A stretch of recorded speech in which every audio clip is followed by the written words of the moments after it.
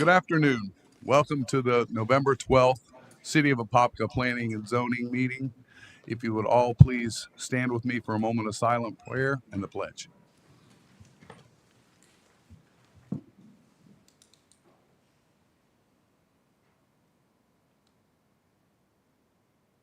Amen.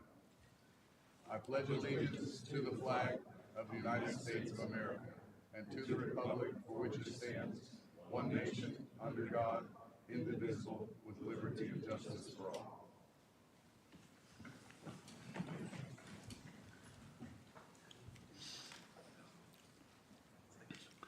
During the meeting, there will be a section in each agenda item for members of the public to speak and give their opinion on the matter at hand. If someone here has a planning and zoning related issue that is not on the agenda, now would be the time to be recognized. Seeing none, we'll move on. Item number one, meeting minutes from October 8th, 2024. Any changes or adjustments? I have one correction. I was talking about the wastewater treatment plant, not the stormwater. And that's not Aaron's fault. I don't think I had my mic on at the time. Okay. What I said was I was worried about the capacity of the wastewater treatment plant. I remember. Yeah, basically, they say it's going to reach full capacity in early 2029, which it could mean even sooner than that. And that's one thing we can't kick down the road. Okay. Aaron, I assume you can make the adjustment. All right. All right. Any others? Okay. Have a motion to approve the meeting minutes with the adjustment requested by Commissioner Ryan. I'll make that motion. Motion by Commissioner Ryan. Do I have a second? Second.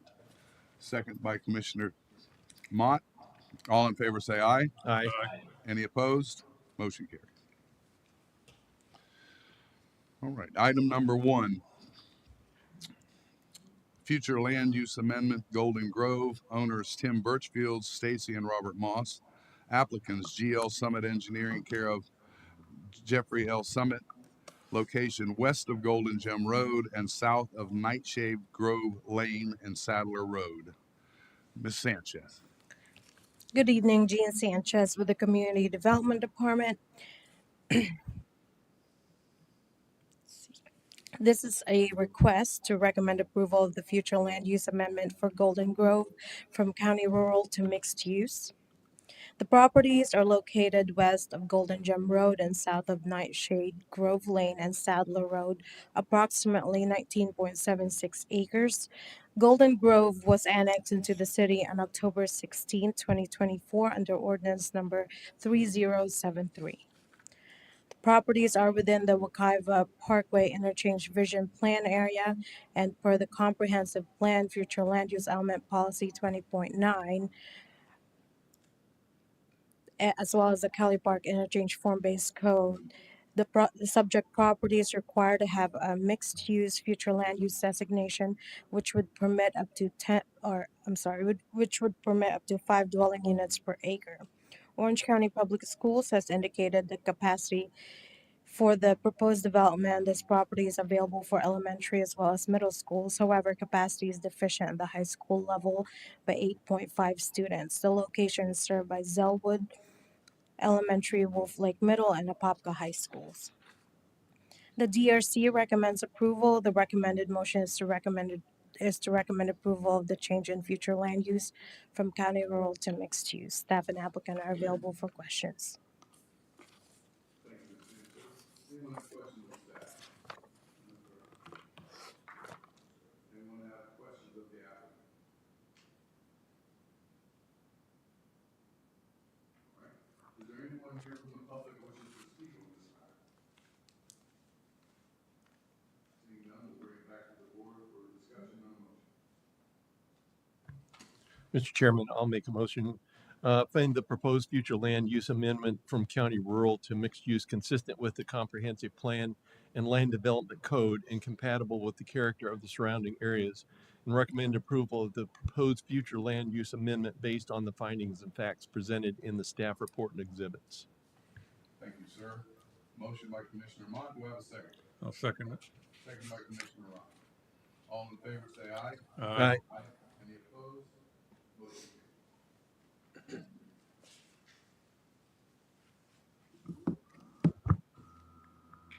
Item 2, small scale future land use amendment. IND Homes, owners Kelly Park Property LLC, applicant IND Homes, care of John Ryan Adams, location 2584 West Kelly Park Road. Bobby Howe. Good evening, Bobby Howe, Planning Manager. The applicant has submitted a small-scale future land use amendment from residential very low to mixed use, residential very low suburban, my apologies, to mixed use. Property is located at 2584 West Kelly Park Road and is approximately 45.37 acres in size. The applicant is requesting the future land use amendment to bring the property into the Kelly Park form-based code area, specifically the transition character zone, which permits a maximum density of 10 dwelling units per acre by right and 15 dwelling units per acre with a bonus subject to the criteria outlined in Section R of the KPI form-based code. Applicant is requesting the future land use amendment to allow for the potential development of non-residential uses in a development consisting of 250 townhomes, of which is not permitted under the current future land use designation of residential very low suburban. As you can see, the current future land use and zoning designations are on the screen. Mixed use is located to the north, and if you'll recall from our last Planning Commission meeting, the property to the east received a unanimous recommendation of approval to allow mixed use, future land use on that property, the Chandler Hills property. Orange County Public Schools has indicated capacity is not available at the high school level. It's deficient by 28.250 seats. The Development Review Committee recommends approval, and the recommended motion this evening is approval. If you have any questions, myself and the applicant are in attendance. Thank you, Mr. Howe. Anyone have questions of staff? Yes, I do. Commissioner Ryan. The residential, that's going to be all townhouses? Yes, sir. And how many are there going to be there? I mean, so there's going to be 15 units per acres? No, the 15 units per acre is a development bonus that's outlined in the form-based code. You have to achieve certain thresholds. This development wouldn't achieve that as presented. The max they can do within the transition character district is 10 units an acre. They're proposing 7.5 dwelling units per acre. It's 250 townhomes is what they're proposing. Okay, thank you. So I have a question.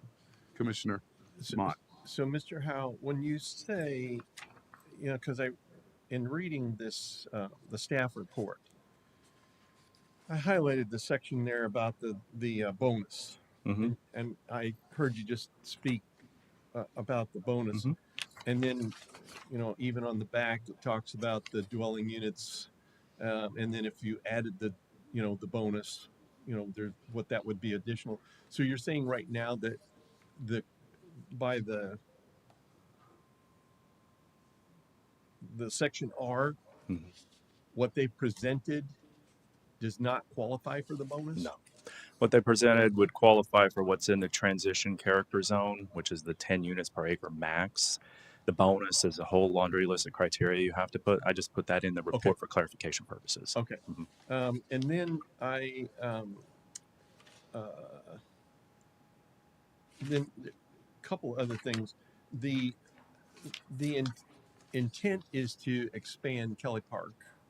Well, it's within the Kelly Park form-based code area, so this is within the 1 mile radius. Okay, so the expansion of Kelly Park goes farther east of this development, correct? Right. If you recall, at the last meeting, the Chandler Hills future land use was approved unanimously by this board, which allowed 5 units per acre max on that. Then the neighborhood character zone, this is within the transition character zone. So if you recall, in the form-based code area, there's a 1 mile radius that emanates from the center of the intersection of Kelly Park Road and 429, goes east, west, north, and south.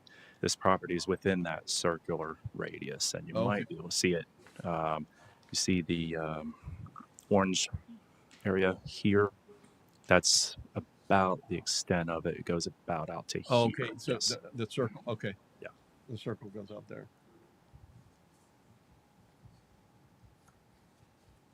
Okay. That was the only questions that I had. Okay. Thank you. Very well. Any questions of the applicant? No, sir. Very well. Thank you, sir. Yes, I do have a You have a question. question for No, the no, applicant? no, you're fine. Um, uh, I realize we're sitting here discussing this. It has to go to city council, etc. But do you have a rough guesstimate of when you would like to start moving dirt? I'll direct that to my client. Hey, good evening, gentlemen. I'm with the Sir, developer, I need Jonathan Bell. Uh, excuse me, sir. I need your name and address for the record, please. yeah, sure. Jonathan Bell. Our company address is 3670 McGuire Boulevard here in Orlando. Thank you. We're local. Um, we would love to start moving dirt in April. That would be the idea. Very good. All right, Thank you. thanks. Very well. When do you think you'll be finished on the project? Completed? It's probably going to take. I'm gonna throw out a guess of about 3 years. 3 years.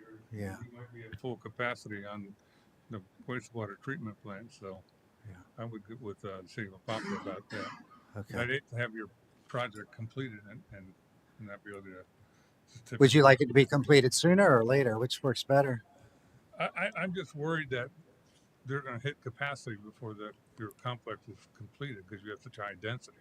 Gotcha. So there's one thing about the wastewater, we can't take that down the road. Yeah. Yeah. Well, that's why I was asking because we can adjust our building schedule and kind of work around you guys a little bit easier. And you can work around us. Money. I would talk to the city of Apopka about their. Okay. But it takes a while to set up a treatment plant, as I understand. Okay. All right. Thank you. Okay. And for the record, John Adams, RJ Whitten Associates, 8 Broadway, Kissimmee, Florida. Thank you, sir. All right. Does anyone from the public here wish to speak on this matter? Seeing none, we'll bring it back to the board for a discussion and a motion. And I would add, we can't, I understand your concern, but we can't hold an applicant responsible for a No. lack of capacity on our part. I would not vote against that. No. Okay. No, I would not vote against it. Okay. I'm just trying to, you know, We need to pass that up the food chain yeah, to the other people who sit in these chairs. exactly. This is one of my concerns. No, I understand. All right. So we need a motion.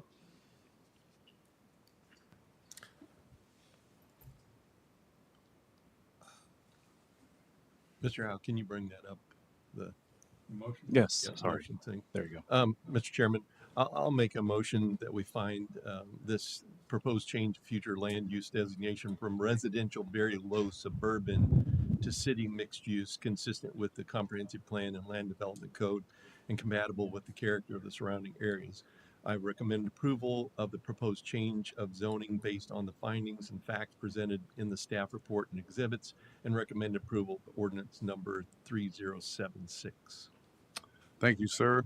Motion by Commissioner Mott. Do I have a second? I'll second it. Second by Commissioner Ryan. All in favor say aye. Aye. Any opposed? Motion carries. All right. Brief timeout before we go to the next one. I was remiss, and we have a new commissioner, and I failed to introduce him. I'm old and I forget things. Kurt Dixon is our newest member of the Planning and Zoning Commission. I'd like to welcome him here today. Thank you. All right. Item number 3, rezoning KPI Master Plan, INB Homes, owners Kelly Park Road Property LLC, applicant INB Homes, care of John Ryan Adams, location 2584 West Kelly Park Road. For the record, once again, Bobby Howe, Planning Manager. This is the companion rezoning ordinance to the future land use amendment that was approved. Property is located at 2584 West Kelly Park Road.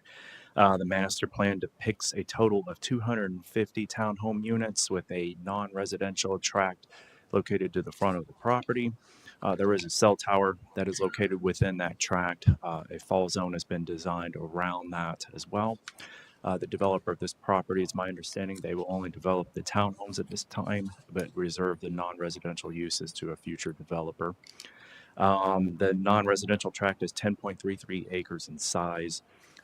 And so the developer will dedicate a 30-foot wide strip of right-of-way, or reserve a 30-foot wide strip of right-of-way for future needs for Plymouth Sorrento Road, or I'm sorry, not Plymouth Sorrento Road, Kelly Park Road on the master plan. And within that strip will be a 12-foot wide bicycle trail that will be constructed by the developer to help facilitate construction of the regional trail system that is conceptually proposed within the Kelly Park Form-Based Code area. Roadway and pedestrian connections are provided to allow cross-access to the properties to the west and east at such time that they develop. In accordance with the requirement of the Form-Based Code, 15% of the site will remain as open space, and open space is detailed within the master plan and is noted in the staff report. Common recreational elements include a community swimming pool, green space, an internal trail system, passive open recreational open space areas, and the dedication of the bike trail along Kelly Park Road. And if it says Plymouth Sorrento Road in the staff report, I do apologize for that typo. It's Kelly Park Road. As I had stated earlier, Orange County Public Schools has indicated capacity is not available at the high school level and is deficient by 28.250 seats. The Development Review Committee recommends approval, and the recommended motion this evening is approval of the rezoning. Any questions? Myself and Mr. Adams are here to help you all. Thank you, Mr. Howell. Anyone have, well, hold up. As this is quasi judicial, I need to ask, has anyone from the board had any ex parte communication on this matter? No, No. sir. No, sir. Very well. Does anyone have questions of staff? I just Commissioner refresh my mind. Is the overage is 15 students for high school, correct? 28.25. Well, it's 28.25, but to get them to move is 15. That I'm not aware of. No, the school board issued in their findings that it's deficient by 28.25 seats at the high school level. Everything else is fine, elementary and middle. Okay, because I think there is an overage that they allow, Okay. and I thought it was 15 or. Not aware of any. We've had some And that so come I'm kind in. of curious if that Yeah. 28's above the already overage or if it's above, That I'm not aware 100%. of. We've had some where they've issued a deficiency of like 2 students before. And Okay. have told us that. Yeah. All right, any other questions of staff? Any questions of the applicant? Very well. Does anyone from the public here wish to speak on this matter? Seeing none, we'll bring it back to the board for discussion and a motion.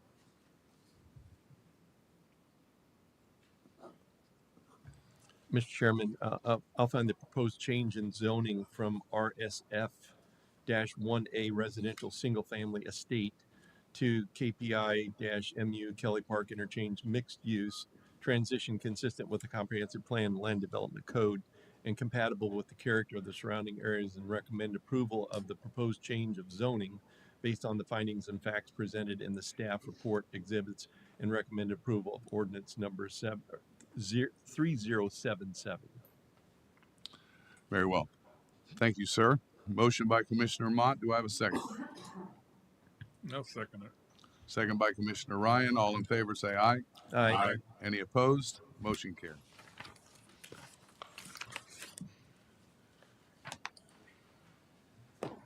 Right. Future land use amendment, Roseville Wolf Lake Ranch Phase 2. Owners Roseville Farms LLC, applicant Bill Mackey. Location north of Poncan Road, east of Poncan Pines Road, and west of Jason Dwelly Parkway. Ms. Sanchez. Jean Sanchez with the Community Development Department. This is a request to recommend approval of the future land use amendment of the Roseville properties from mixed use to residential very low suburban. The properties are located north of Poncan Road, east of Poncan Pines Road, and west of Jason Dwelly Parkway. It's approximately 28.44 acres. The applicant is requesting the amendment of the future land use of the property to be consistent and compatible with the surrounding properties, including the Wolf Lake Ranch Phase 1 project or development on the south. Properties to the north and south have future land use designations of residential very low suburban. The future land use of residential very low suburban allows 2 dwelling units per acre. And according to the city's comprehensive plan, future land use element policy 3.5, residential developments north of Poncan Road and west of Rock Springs Road will be restricted to no more than 2 dwelling units per acre unless it's within the form-based code area. Therefore, the DRC recommends approval. The recommended motion is to recommend approval of the change in future land use from mixed use to residential very low suburban for the Roseville property. Staff and applicant are available for questions. Thank you, Ms. Sanchez. Anyone have questions of staff? No, sir.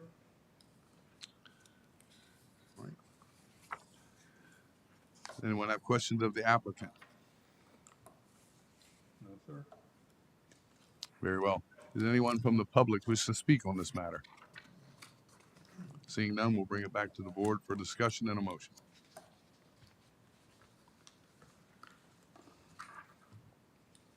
I do, Mr. Chairman, I believe this property is just to the west of the park.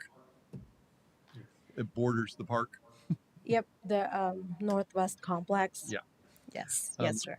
So I would just make a comment to encourage the developer, whatever buffer is in between the park and that, because the lights at night, the ball lights and all that kind of thing, certainly would want anybody that lives in that neighborhood to be hard for me to imagine that they wouldn't know that there's a park to their east, but and a lot of athletic play on weekends, etc.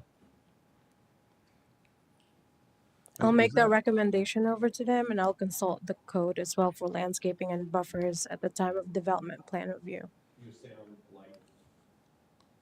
sounded like. Yes, sir. Is this, I looked at that, is there lighted fields close to that?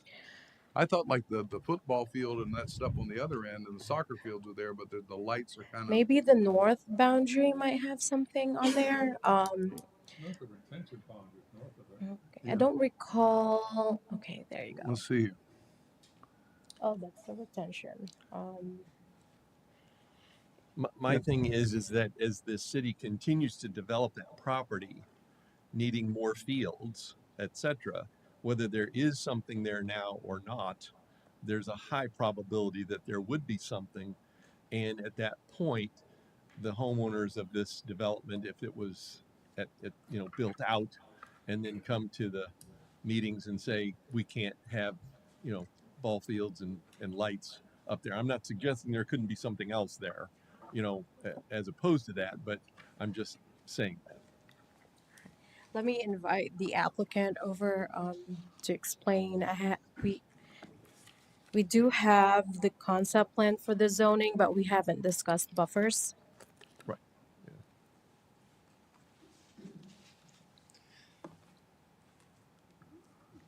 I'm joking. I didn't realize that it went up and down. My name is Tom Daly. I'm with Daly Design Group, and I work with Bill Mackey's in my office. Typically, what builders will do, they'll put notifications into their homeowners' documents that will notify them that there is a city park and that there might be noise, light, and other objectionable things. And so we can make that a condition as we move forward. That would be put in the notifications. All right. Any more questions of the applicant? Thank you, sir. Thank you. Is there anyone from the public here wish to speak on this matter? Very well. Seeing none, we'll bring it back to the board for a motion.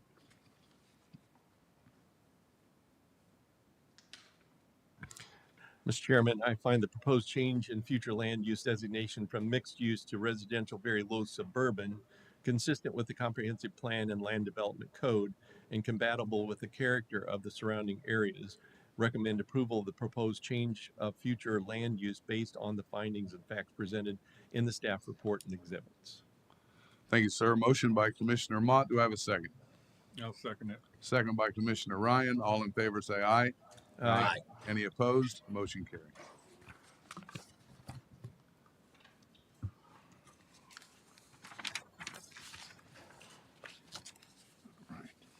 Item 5, change of zoning, Roseville Wolf Lake Ranch Phase 2, applicant Roseville Farms LLC, applicant Bill Mackey, location north of Poncan Road, east of Poncan Pines Road, and west of Jason Dwelly Parkway. The same item that we did before, so I'm not going to check on the quasi judicial. Ms. Sanchez. For the record, Jean Sanchez with the Community Development Department. This is the rezoning companion for the future land use amendment that was proceeding. It's a request to recommend approval of the change of zoning from MUESGT, mixed use to East Shore Gateway, to RSF 1B residential single family large lot for the Roseville properties.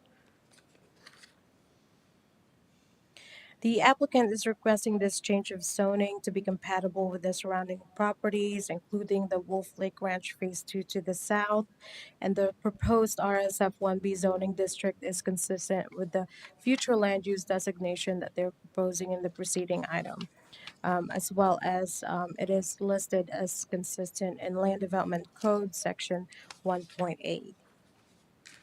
The applicant also provided a zoning conceptual plan proposing 56 lots as phase 2 of the Wolf Lake Ranch subdivision, sharing ingress and egress with phase 1. Finite details, of course, of the site design will be determined at the development plan review.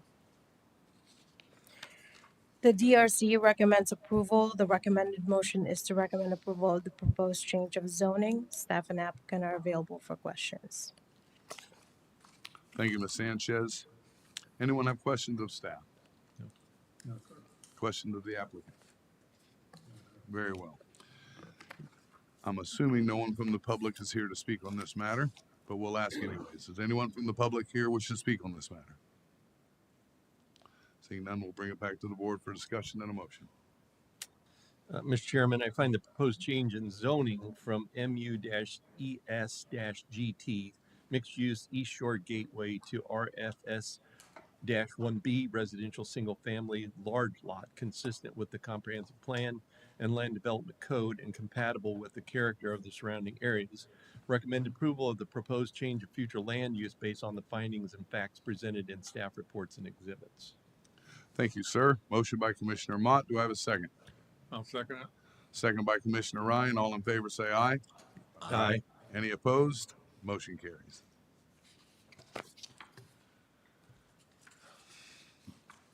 Item 6, special exemption to use permit to allow an accessory dwelling unit in a mixed-use downtown zoning district. Owner, Suqueli Matos. Hopefully I didn't do that too bad. Applicant's the same. Location 49 East Orange Street. Good evening, everyone. My name is Amir Hamza. I'm a planner. The applicant has submitted a special exception request to allow an accessory dwelling unit on the site located at 49 East Orange Avenue, just west of South Park Avenue and east of North Central Avenue. These are the vicinity and aerial maps of the property. The total area of the property is 0.42 acres and currently has a single family residence. The property has a future land use of residential low and has a zoning of mixed use downtown, MUD, as shown on these maps. An accessory dwelling unit is also called a granny flat or guest cottage, provides a complete independent facility for one or more persons, which includes provisions for living, sleeping, eating, cooking, and sanitation. It is located on the same parcel or lot as the principal dwelling unit and shall be subject to the required setbacks of the principal structure and may be either attached or detached from the principal dwelling unit. For purposes of determining maximum density, an accessory dwelling unit shall not count as a dwelling unit. So only family members of the principal, of the owner of the principal residence will be able to live there.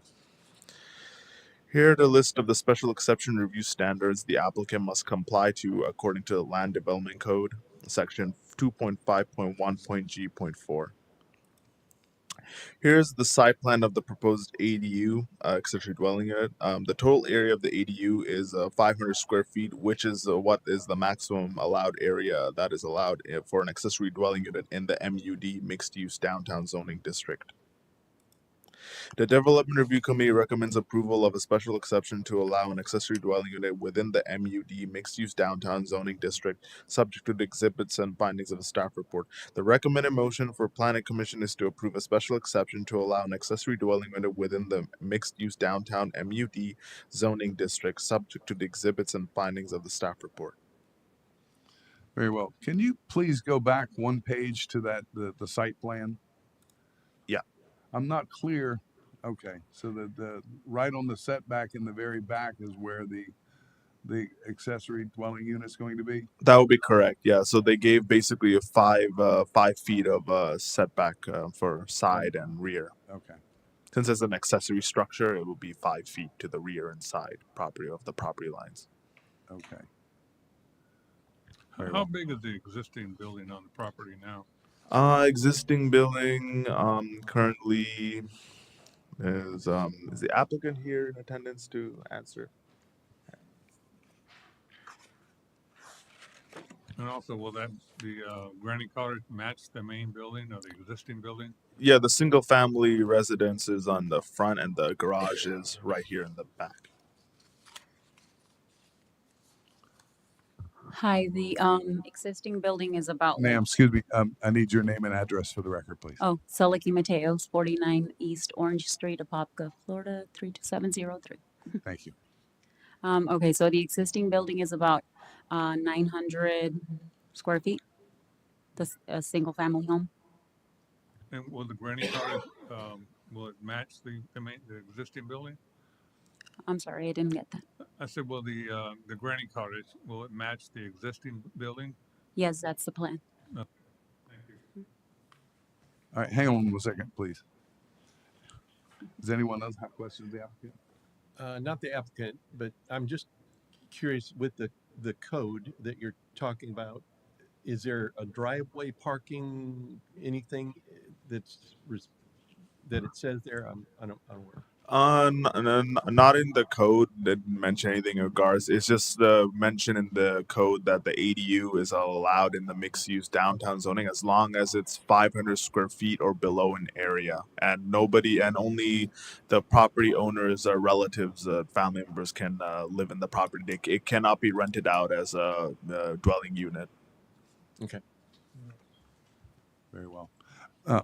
For the applicant, I have a question.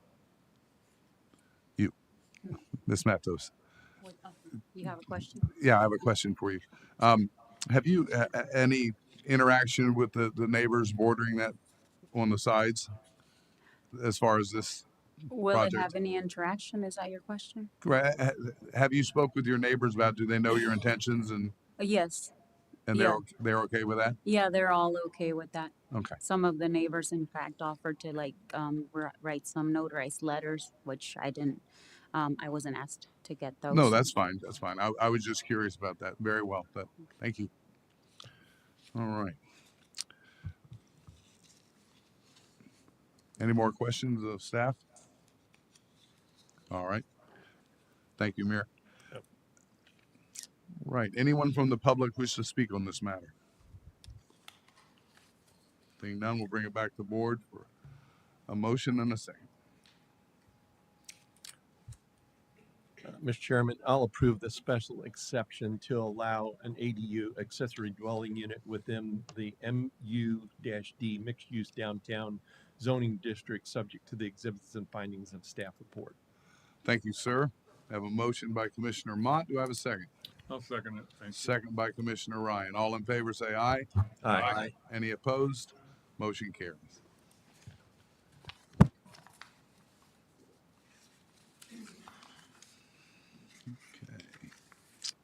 Item number 7.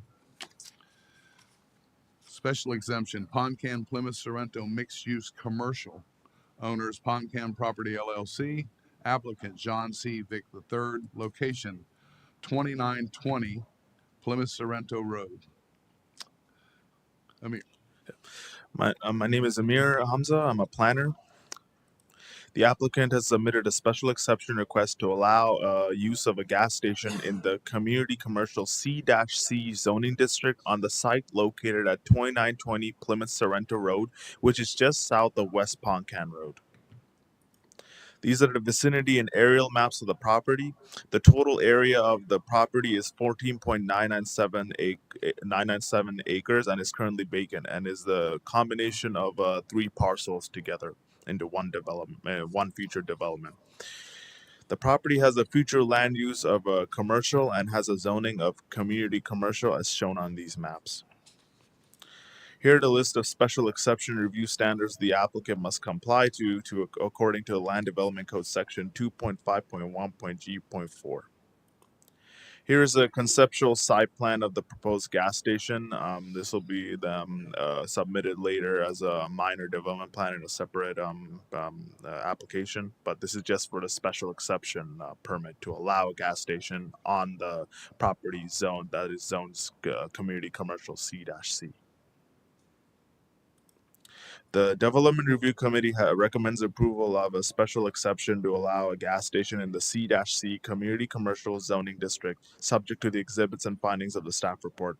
The recommended motion for Planning Commission is to approve a special exception to allow a gas station in the C-C Community Commercial Zoning District, subject to the exhibits and findings of the staff report. Thanks, Mr. Hamza. This is quasi judicial, so I need to ask, has anyone on the board had ex parte communication on this matter? No, No. sir. Very well. Anyone have questions of staff? Yes, I do. Yes. All right. Commissioner Ryan. No, go ahead. Go ahead. Okay. All right. I see there's enough accessible parking on that plot, but I'm not sure that it's in the correct location. But that's for another day. There's no EV charging stations on here. So this is just to allow a use to build a gas station. This is not approving a actual gas station. This is just a conceptual plan. Actual plan of the minor development plan of the gas station will be submitted at a later date. This is just because it's community commercial zoning to allow a gas station. It requires a special exception. So No, due I to that. understand that, but I just want to get ahead of the curve, so when it comes back, it'll be correct. Okay, I see. Very well. Now, Commissioner Mott. my question, community commercial. Yeah. Okay. So we're asked to determine, whether we would approve a gas station on community commercial. So I'm under the interpretation that community commercial doesn't have gas stations zoned for them. I mean, it's permitted, but it requires a special exception. So if they have a special exception permit that is approved, they have the right to it's permitted to develop a gas station on there. It requires a special exception permit. Just because it's a gas station. Yeah. Okay. Now that makes sense. Now, the question for you in this slide that you've got there, Mm-hmm. the property to the south is what zone is that? To my knowledge, I don't think that property is in the city. It's in the county. Oh, it's unincorporated. Okay. Yeah. All right. Thank you. Yeah, on the report, it's county rural, both of those. All right. Any more questions of staff? No, sir. Does anyone have questions of the applicant? Very well. Thank you, Mr. Moss. Anyone from the public wish to speak on this matter? Seeing none, we'll bring it back to the board for discussion and a motion.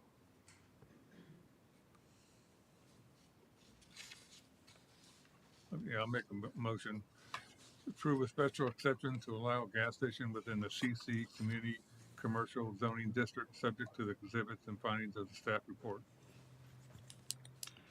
Thank you, sir. Motion by Commissioner Ryan. Do I have a second? Second. Second by Commissioner Mott. All in favor, say aye. Aye. Any opposed? Motion carries.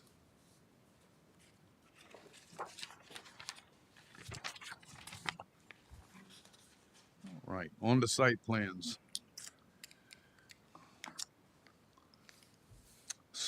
Sign variance for Mullinax Ford of Central Florida. Applicants Mark Brenchley. Location 1405 and 1551 East Cimarron Boulevard. Ms. Sanchez. Jean Sanchez with the Community Development Department. This is a request to allow a variance from Land Development Code Table 5.10.8A3, as well as Table 5.10.8A4 and Section 5.10.8A5C1 to allow primary sign of 165 square feet of copy area with 20 feet in height in lieu of 100 square feet and 8 feet in height. Secondary signs with 28 feet and 9 inches in height in lieu of 6 feet in height, and one secondary sign with 131.6 square feet in copy area in lieu of 60 square feet copy area for Molinax Ford. The subject properties are located at 1405 and 1551 East Cimarron Boulevard, north of State Road 436 and east of Thompson Road, approximately 21.69 acres in size.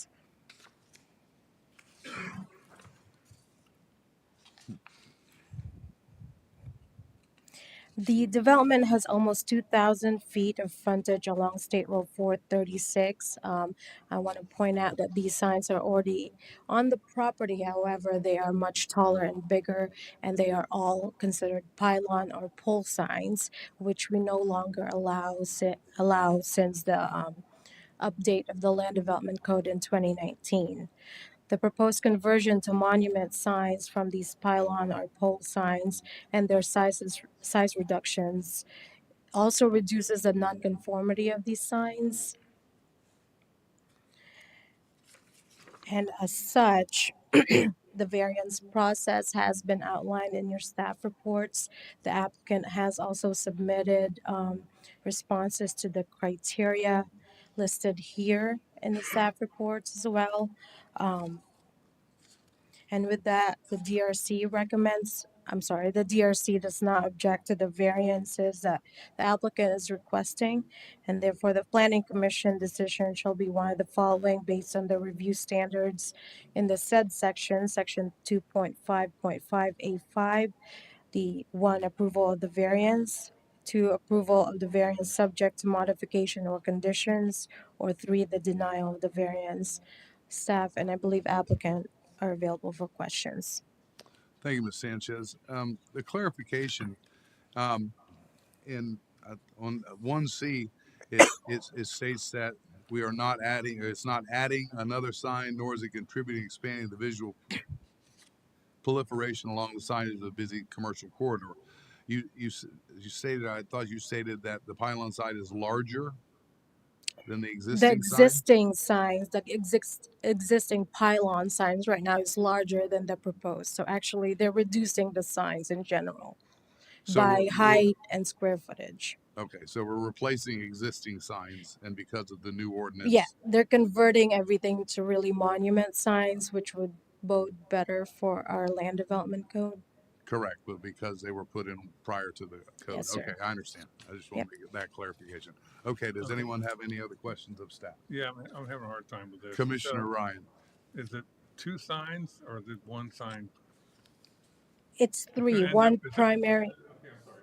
Let me explain myself. There's two signs now, correctly? Is that correct? There's a total of three signs they're replacing. One primary sign right on 436 and two secondary signs. Okay, and then convert, is it gonna be one bigger sign, or how does No, it work? they're all gonna stay the same exact number of signs, three signs to three signs. The only change is that there'll be monument signs. The copy area will be smaller and the height will be shorter. Are they moving the signs at all? The site plan doesn't indicate that. It looks like it's an exact replacement. Well, Are perhaps you we'll ask the replacing? applicant. Let him. I think he Let he me can let me clarify. invite the applicant up here so he can give you Okay. specific details. All right. Before that, Ms. Sanchez, anyone have any other questions of staff? Very well. Okay. Thank you, Ms. Sanchez.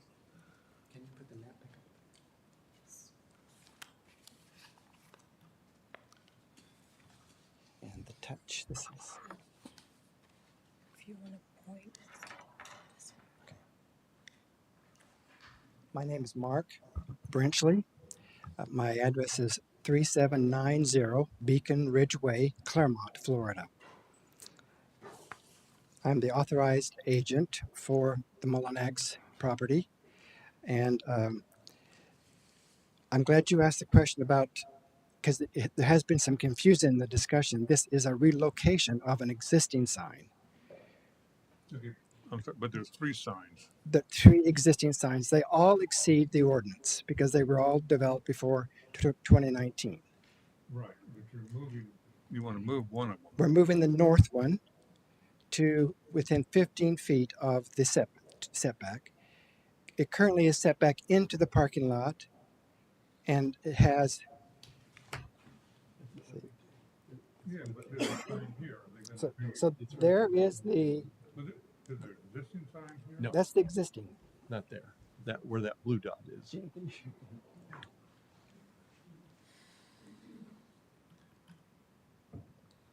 You're just increasing setback, correct? No, no. This one. Yeah. The small. This is the existing location of the pylon sign, 22 feet tall. Right. They're proposing to move the new sign, which is this one here, a monument sign, to within 15 feet of the setback. Okay. And as I said, this one is 22 feet tall. This one is 29 feet tall, and this one is also 29 feet tall. All developed prior to the ordinance change in 2019. So this is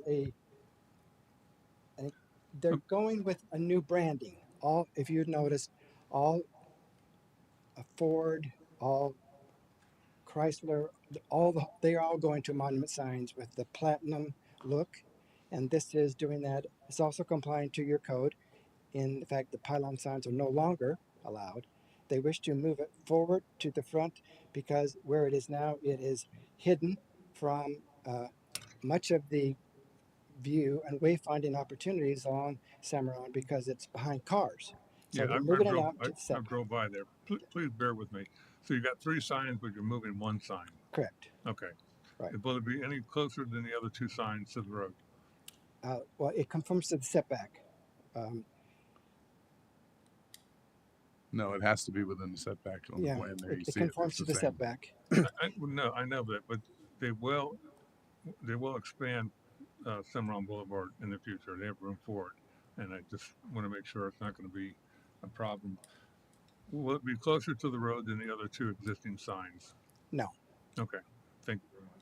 Also, if there is an issue with the larger sign area, this sign that you see on the screen is the copy area is currently 65 square feet. Though the entire thing could be 160 square feet. If that causes you heartburn in the compliance, they can keep it to this 65 square foot of sign copy, so it doesn't exceed the maximum sign area. You got so much frontage there. I don't think it's going to be a problem. Yeah, there is. Let's see, there's 1,170 feet of frontage, right? Now, I have a question. Are these by Commissioner chance Mott. electrified? Are they lighted? They're internally illuminated. All 3 of them? Okay. Well, this proposed one is, yes. I Okay. think the other 2 are as well. Yeah. Okay, that's fine. No spotlights, just all internally illuminated, correct. Very well. Any more questions of the applicant? Yes, sir. Thank you, sir. Thank you. Anyone from the public wish to speak on this matter? Seeing none, bring it back to the board for a motion and a second. Mr. Chairman, I'd like to recommend that we approve this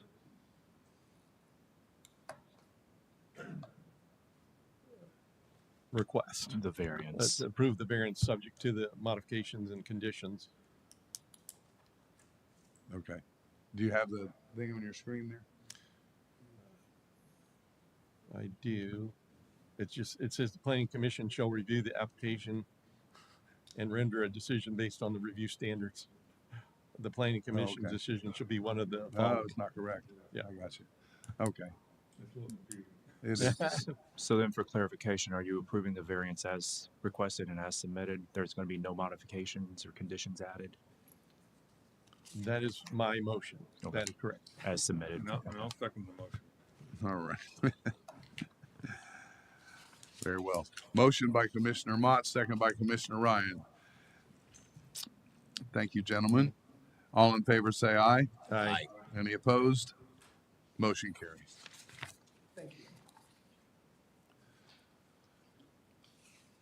All right. Site plan number 2, Pond Can Reserve South plat. Owners, BSC Pond Can LLC. Applicants, Aaron Bishman. Location south of West Pond Can Road, east of Vic Road, and west of North Rock Springs Road. Mr. Hamza. Good evening, everyone. My name is Amir Hamza. I'm a planner. The applicant has submitted a plat for the Poncan Reserve subdivision, which is located just south of West Poncan Road, east of Vic Road, and west of North Rock Springs Road. These are the vicinity and aerial maps of the property. The property has a future land use of residential low suburban, which has 3.5 dwelling units per acre density, and has a zoning of RSF-1A, which is residential single family estate district as shown on these maps. Here is the Poncan Reserve plat, which has a total of 14 lots. The Development Review Committee recommends approval of the Poncan Reserve plat. The recommended motion for Planning Commission is to recommend approval of the Poncan Reserve plat. Thank you, sir. Anyone have questions of staff? Yes, I do. Commissioner Ryan. Can you go back to the map of the Poncan Road? The other one where you can see the other Here? side. Okay. So you got these two offset entrances. You know, they got that one subdivision just north, and it's offset. I'm just afraid there's going to be some problems there. What is the speed limit on Poncan Road in that section? Oh, the speed limit. I think it's 35. Is that Yeah, my guess is 35, but I have to confirm that. But for my estimate, it's 35. But yeah, but like the two roads are not they're two separate subdivisions. They're right, not. but they're offset. I'm just very, people turning in and out at the same time. It kind of like reminds me of the situation where we have at the on Rock Springs Road, where we have that McDonald's, and across the street you got that dollar store, and there's people are always heading in the turn lane. They're always heading towards each other. But I guess there's no turn lane, so we don't have that problem. I mean, this is just a plat. I mean, this was already an approved CSP for a subdivision that has already been approved. This is just Right. this is just the plat itself. So Right? No, I understand. I just want to point out that that my concern. I guess you'd call it. Thank you. All right. Any more questions of staff? Very well. Is the applicant here? They have a presentation, or they like to speak? Okay. Okay. Does anyone have questions of the applicant? Very well. All right. Pretty sure there's nobody from the public here to speak on this matter. Bring it back for a motion to the board. I recommend approval of the Poncan Reserve South plat. Thank you, sir. Motion by Commissioner Ryan. Do I have a second? Second.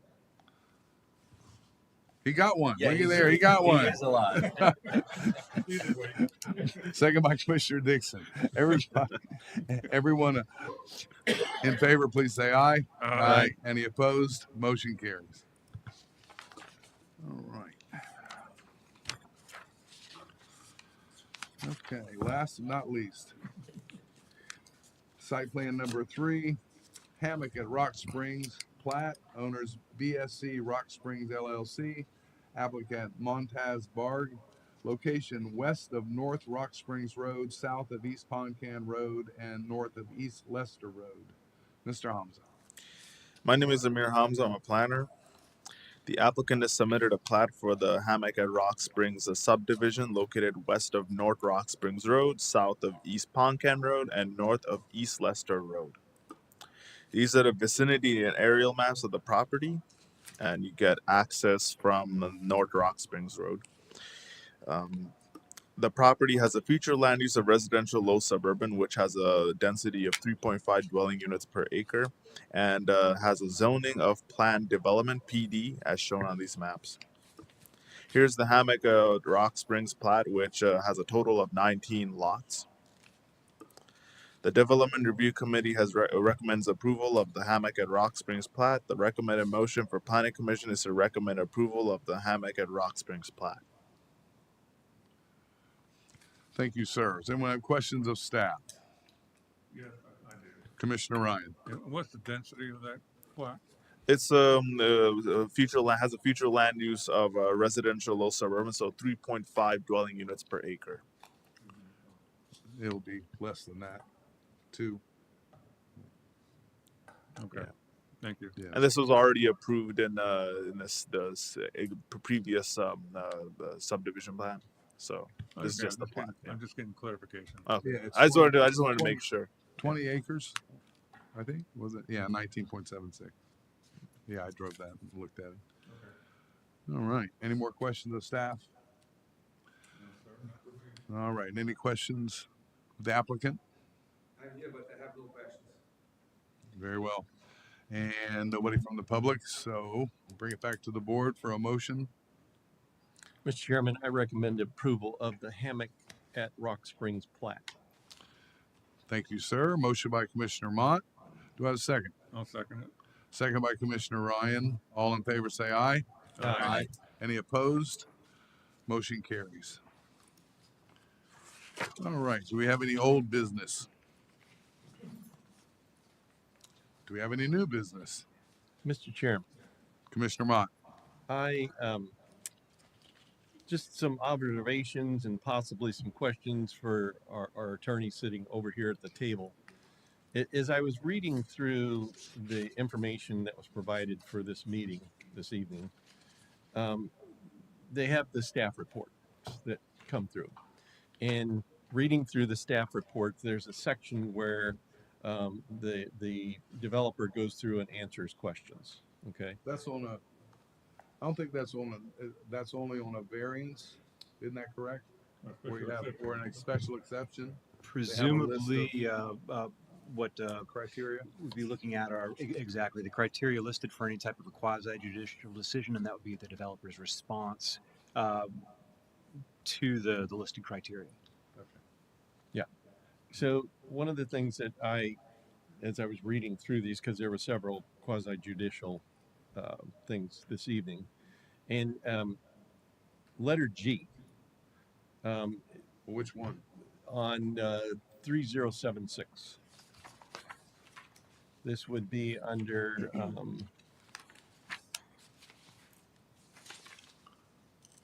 right after the project summary.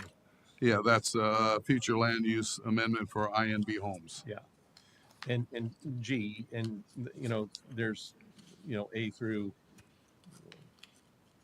G at least, and then there's some bullet points. But one of the things it says there is would not result in significant adverse impacts on the natural environment. I'm now kind of curious what the word significant is defined as after the last hurricane and the massive amounts of rain that fell in Central Florida. So I'm just kind of curious what we will now refer to as significant. And then of course it then says including but not limited to water, air, noise, stormwater management. Commissioner Ryan has brought up stormwater management.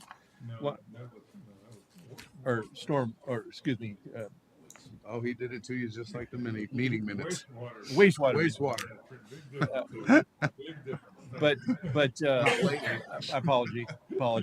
But the stormwater management, which was, if you looked at some of the stormwater management locations, was overwhelmed.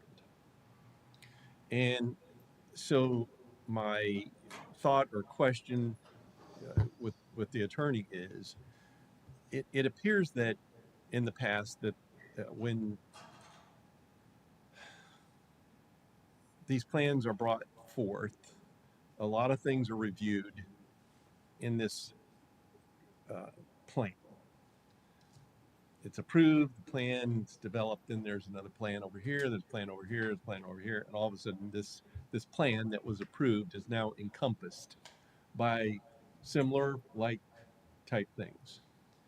And I have a feeling that each one of them are a microcosm But I'm now starting to wonder where in this review and this planning does the combination of the whole now get figured and evaluated?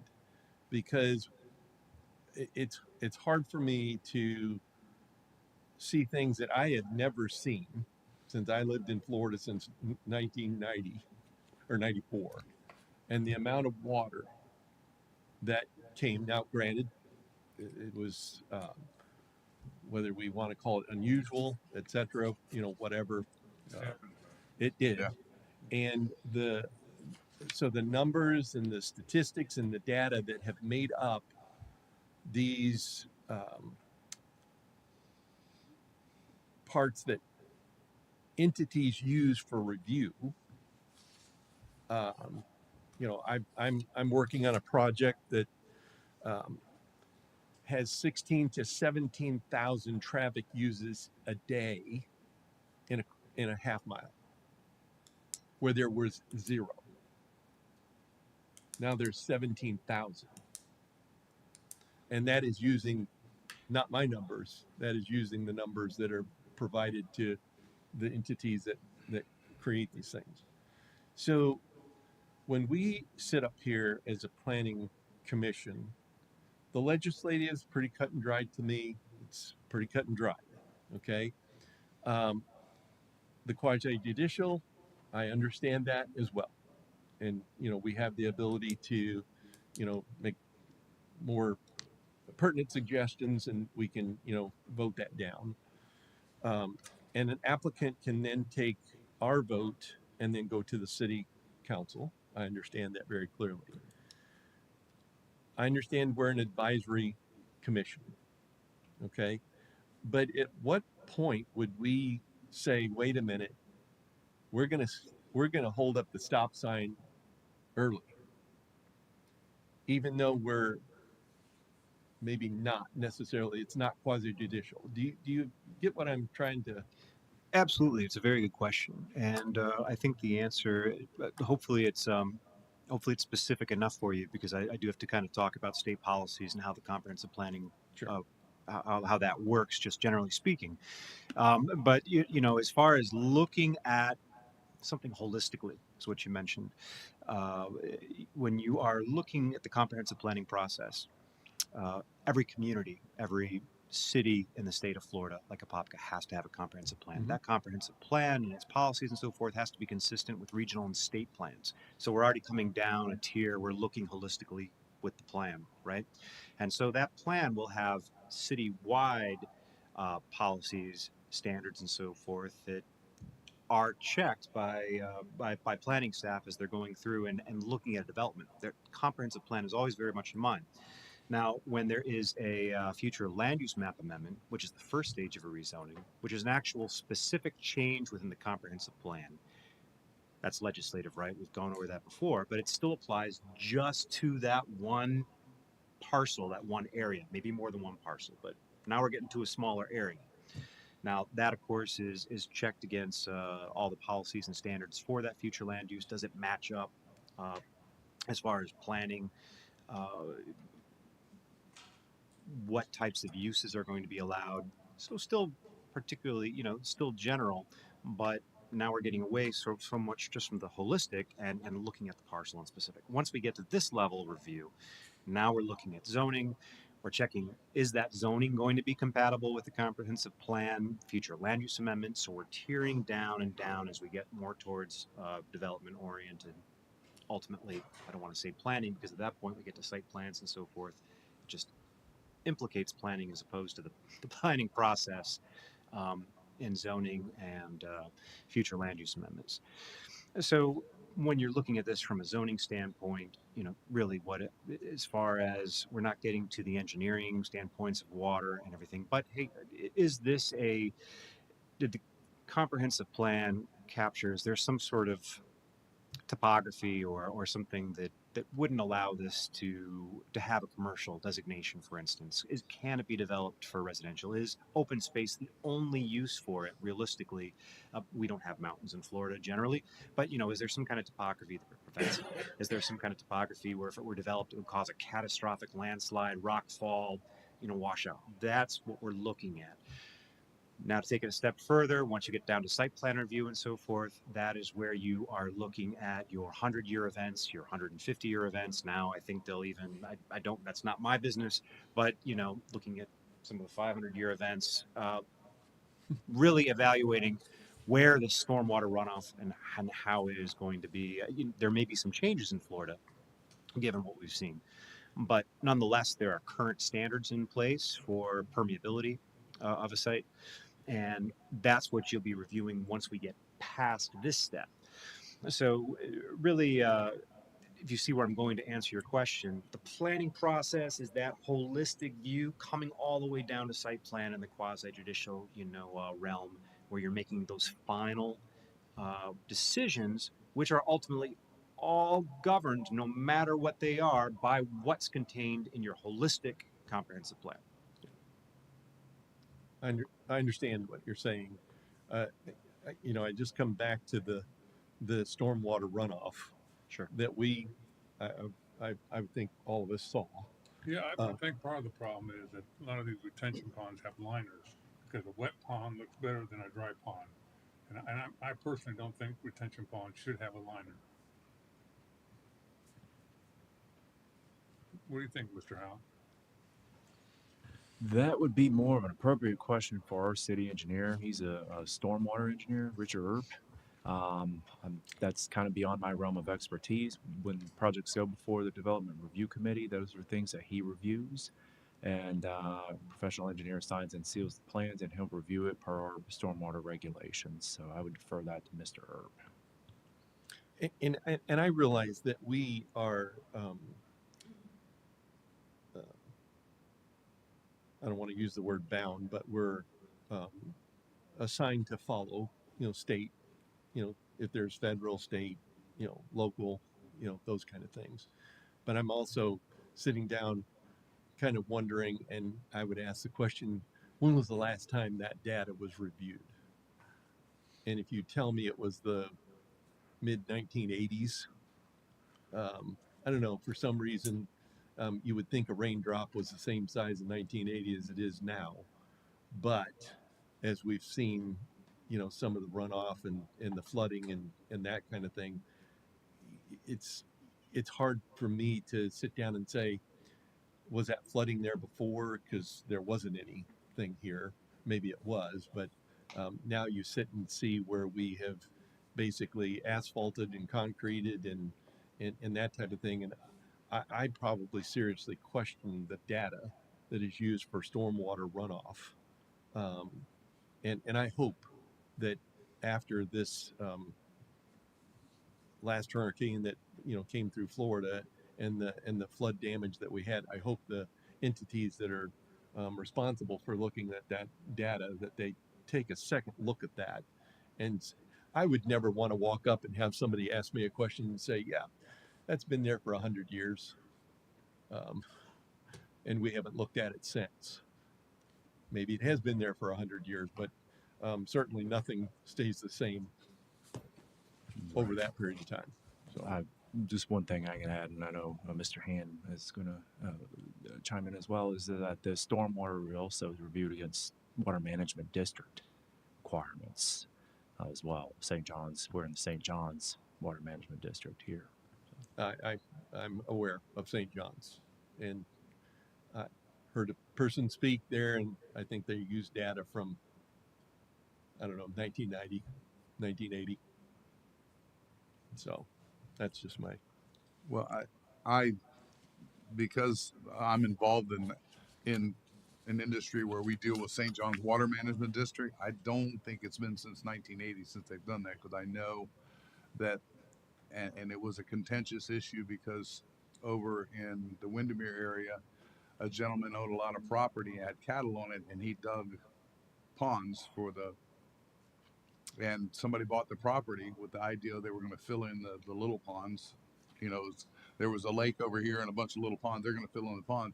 And St. John's came along, and in one of their surveys, which they did, it had to be after 1987 or no 97, because the guy had built the ponds, and when they came and did their survey, they listed them as natural bodies of water, and so the developer who bought the property was not allowed to fill them in.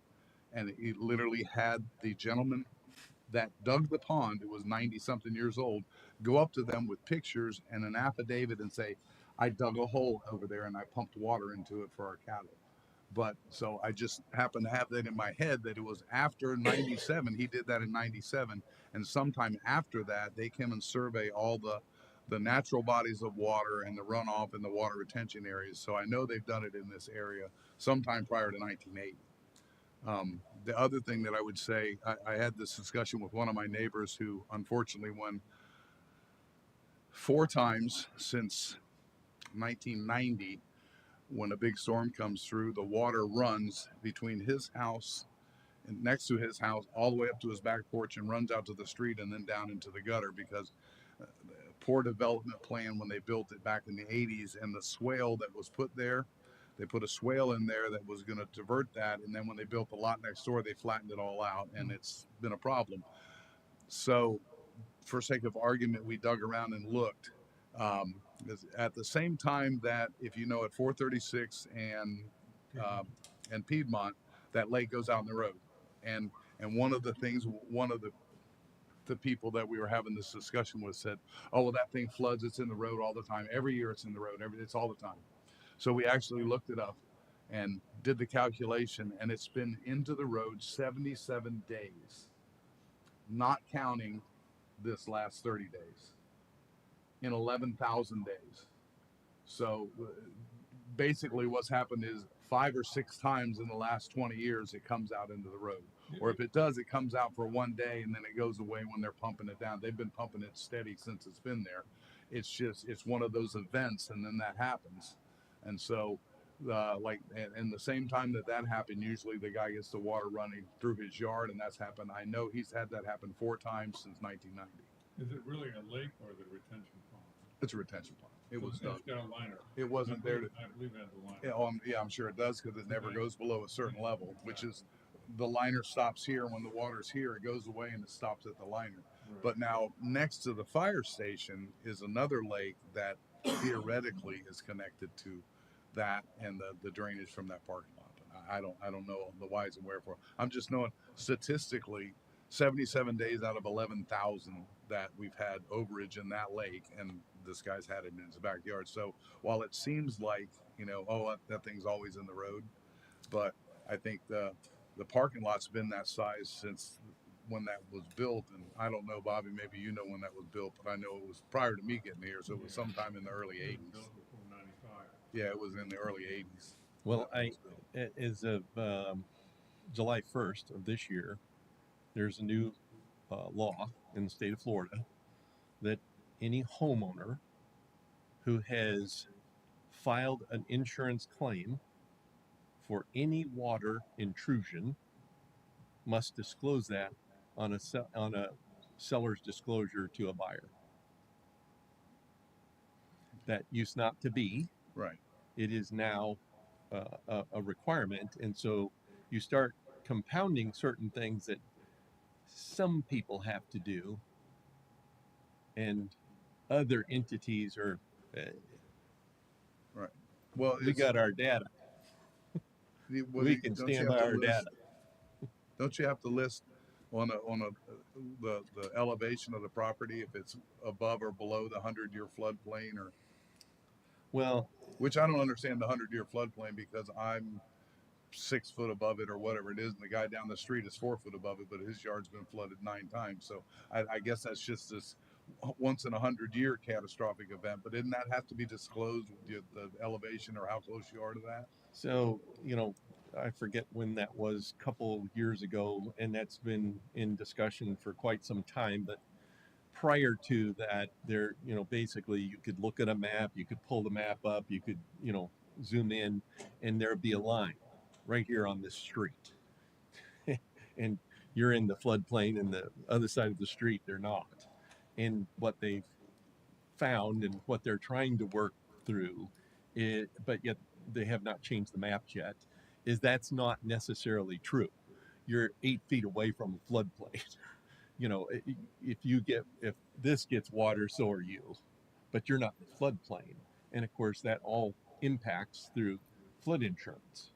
And so now they're trying to move away from that. They've done a lot of work where it's not, we don't just follow a street and, Right. go through.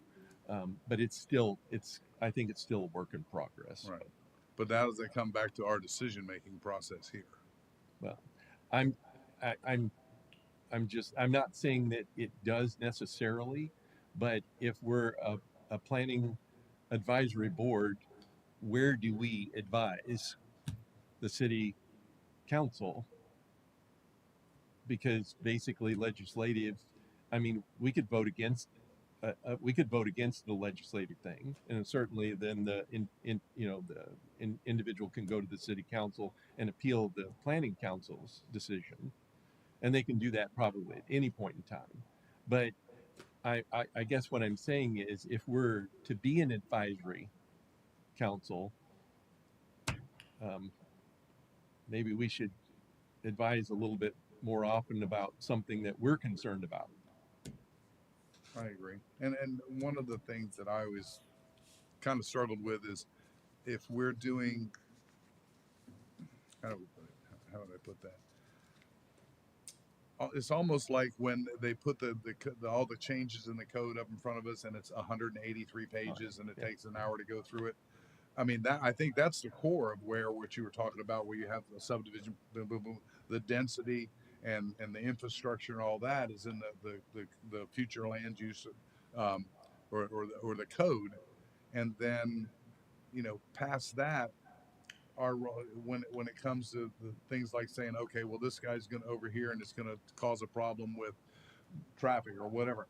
How do you single out that one individual that's a developer that owns a piece of property or is buying a piece of property and say, well, because he's the third man in there or the fourth man in there of this square, and now the density level is going to be too much and it's going to cause road traffic. Well, it's caused by all four of them. So how do you punish that guy and go, no, we're not going to approve that one? So I always question that. It's like, okay, so that's basically the staff in the city set up the code and the future land use and the density in all these areas.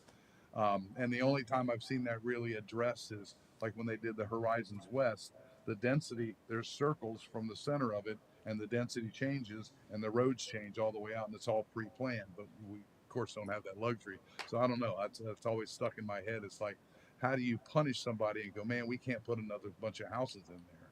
Well, okay, so because you're the last guy in, does that mean that you get punished and you can't do what the future land use says? So that's something I think that's got to be done on a broader, bigger picture. And I believe Wild Oaks has a transition zone area, correct? I think they have a transition zone. They have a transition. They have multiple character zones to their Yeah. property, So I think that, I mean, using as an example, Wild Oaks has something that I think might kind of be somewhat similar to the one Right. that you're mentioning, because this is here, then this is here, Right, and then right, and now this goes out to, so I get that and understand that. The other thing that would be of curiosity is, with the most recent election, and here in Orange County, I believe the Orange County voters approved the I forget what it was titled, but one of the amendments in Orange County. Didn't they approve the growth line or something in Orange County voters? That was one of the amendments for Orange County. We didn't see it. We didn't see it if you were in Apopka, because we're not Orange County. No, I didn't. But I thought there was one of the amendments that was Orange County that got approved, which had something to do with boundaries. I think that was the word they used, boundaries or something. But you're probably speaking of the urban growth, with the annexations in rural areas. Yes. That got approved, didn't it? Yes. Yeah. I'm a little jaded. I don't, because the general public approves something, I don't necessarily. No, I'm just saying, it's a bad idea. It's I have a really weird thought process on that, and I don't want to verbalize it. Okay. All right. That's it. All right. Great. Anything else?